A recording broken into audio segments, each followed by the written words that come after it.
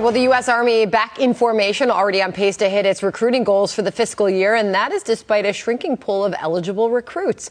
Lucas Tomlinson is live in Washington on this Friday for us. So what's driving these low eligibility numbers, Lucas?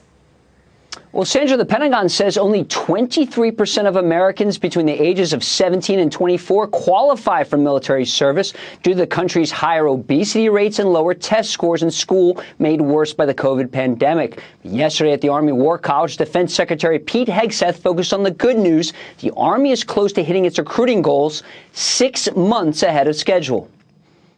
We faced a legitimate recruiting crisis where we couldn't recruit enough men and women into the military. Over the last few months, the Army has had its best recruiting numbers since 2010. You need to be fit, not fat. Sharp, not shabby. Especially our leaders.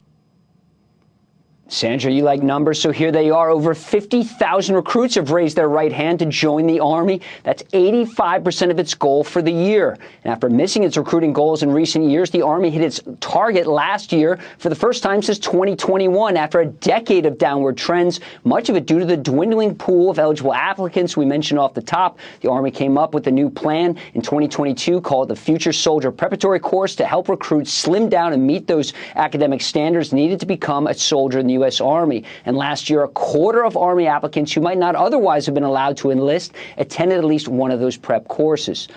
Now, here's a look at the positive trend. It's notable, though, the highest month over the past 15 months was back in August. And while the Army has hit its mark when it comes to recruiting, some have cautioned that enlistments typically go up when the economy goes down, Sandra.